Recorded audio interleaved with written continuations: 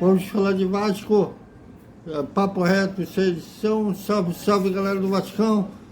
E todo mundo hoje passou o domingo ó, sorrindo de orelha a orelha. E para aumentar a felicidade, aconteceu uma coisa chata no Maracanã. O Dorival Júnior deve estar se sentindo vingado até, né, da forma que ele saiu lá da Gávea. E hoje ele bateu no Flamengo por 1-0 no primeiro jogo da final da Copa do Brasil.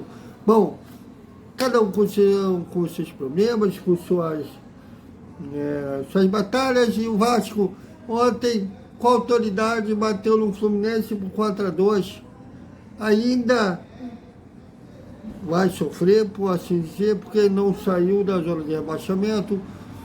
Precisa, o Vasco ainda não fez nesse brasileiro, emendar vitórias consecutivas. Né? E teve uma oportunidade, pela primeira vez nesse Campeonato Brasileiro, vencer 2 jogos seguidos. Quinta-feira, contra o Curitiba em São Januário, a oportunidade do Vasco, assim, vamos dizer, engrenar na competição. Se bem que é uma vitória de ontem, da forma que foi, nos deu confiança para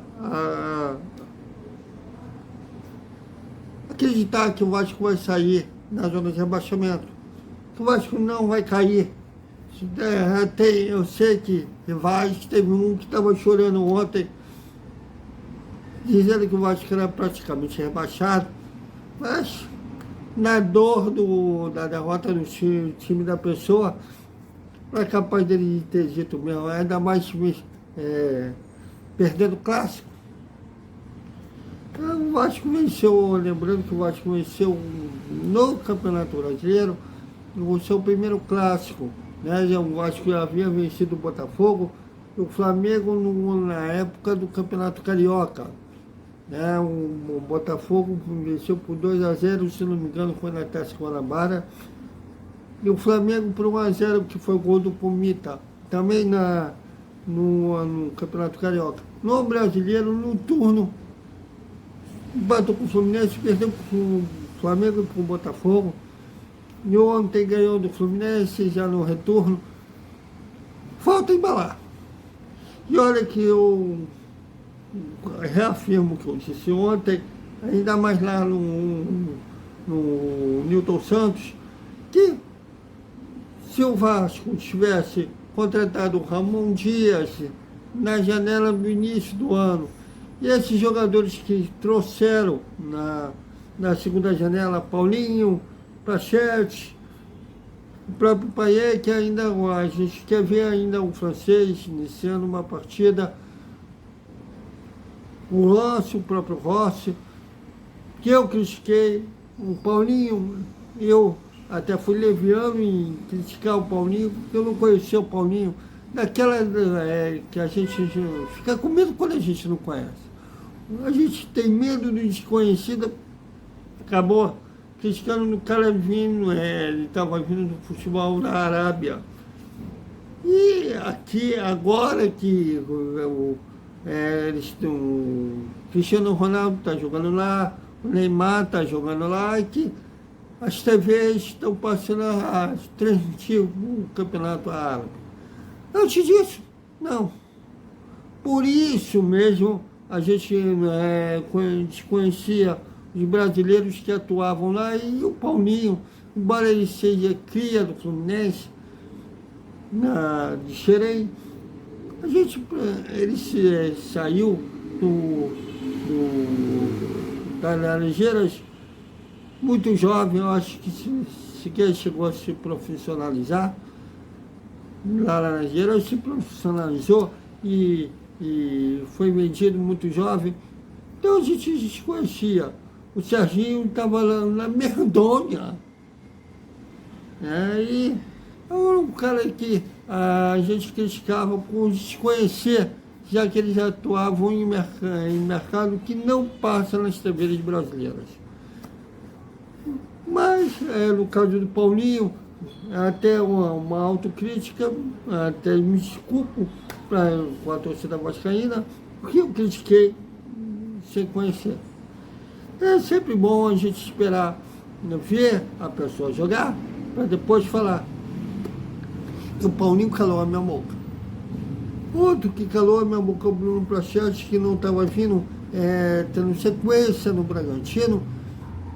E tem sido uma peça fundamental nesse, vamos chamar de novo, Vasco, porque o Vasco do Maurício Barbieri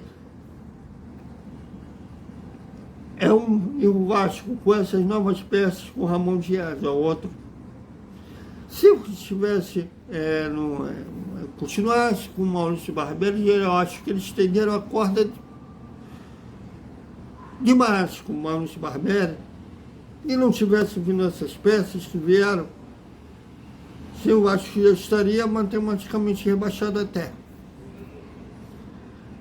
Agora, com essas peças, o Ramon Dias, você vê como um treinador de verdade, inclusive tem recuperado os jogadores. Maicon é um. Podemos dizer que o Palmeiras ontem esteve bem, embora defensivamente ele ainda continua pecando. O Fluminense chegava com perigo no lado dele, mas ofensivamente ele foi recuperado. Falta de aprender como se comporta defensivamente.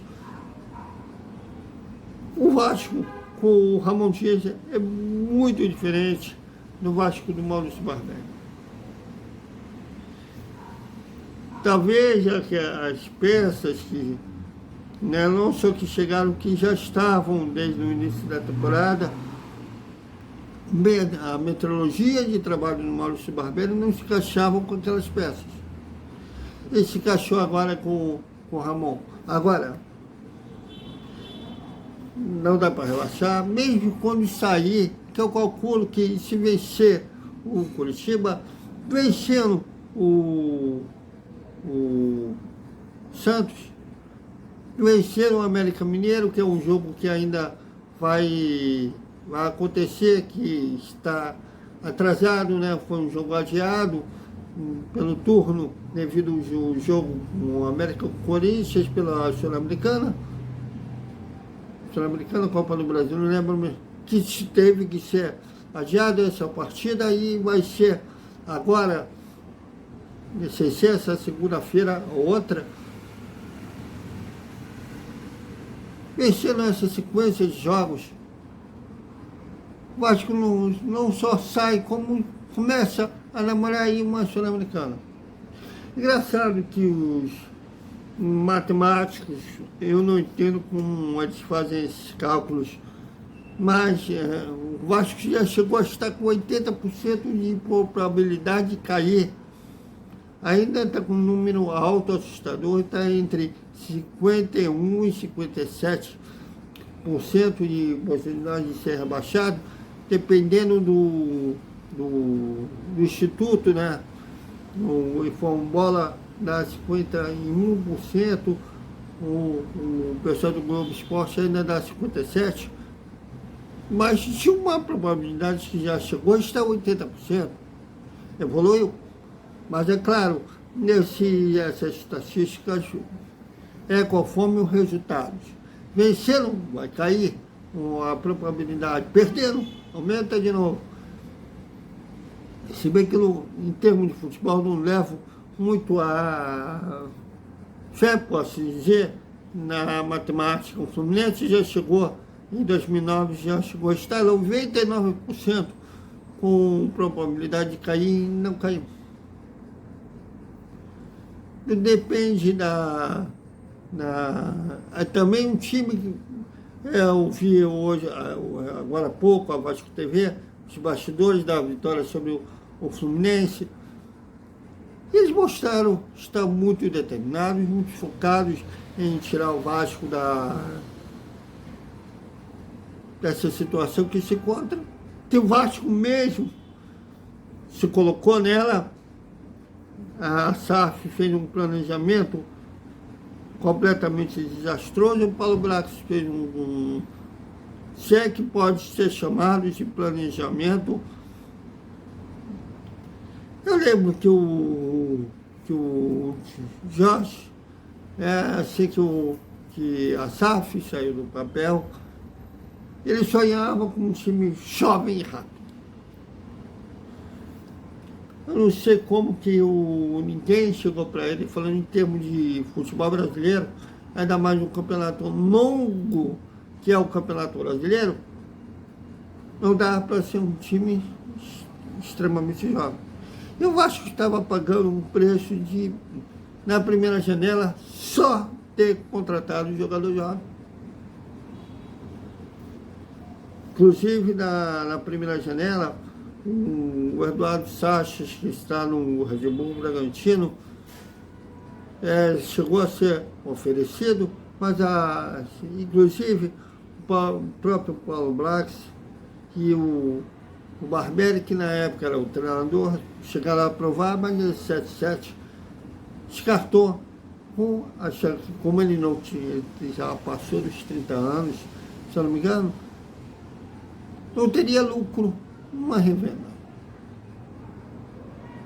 Eles precisaram sofrer dessa maneira para aprender que no futebol, pelo menos no futebol brasileiro, não se funciona só com time jovem. E o Vasco ainda está pagando pelo preço, por esse planejamento ruim, não, péssimo, né? Na primeira janela. E a gente acredita, principalmente depois de ontem, que ainda dá tempo de salvar a temporada. E se jogar da maneira que jogou ontem, belisca a Sul-Americana pelo menos.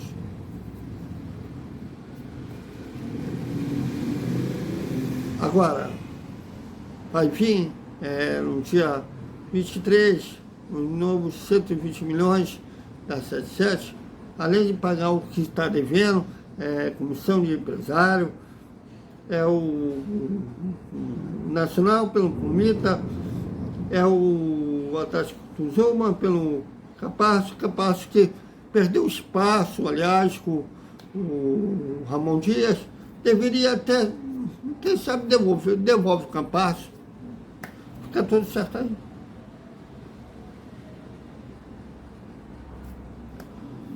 Mas, de qualquer forma, tem que pagar essas dívidas e o restante fazer um planejamento que eles tenham aprendido com os erros dessa temporada. Se é que o Paulo Brax é que vai tocar a formação do time do ano que vem. Vamos aguardar. Que pelo que a última vez que fontes me falaram sobre ainda o Vasco ainda estava naquela fase sofrível, era que teria reformulação no futebol após essa temporada. Agora com a fase melhorando, não sei se eles vão manter aquilo ou se vão mudar. Mas de qualquer forma, que o Vasco tenha aprendido com os erros.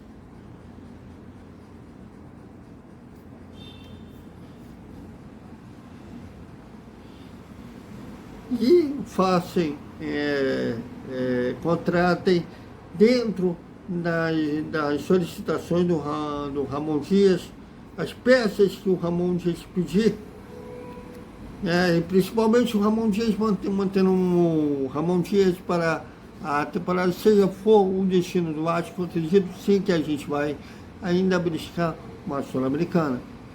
Então é isso, galera, só para não deixar vocês sem nada de Vasco, pelo domingo que a gente sorriu de orelha a orelha, o único carioca a vencer, foi um clássico regional, beleza, mas o Botafogo perdeu para o Atlético Mineiro e houve uma coisa chata no Maracanã.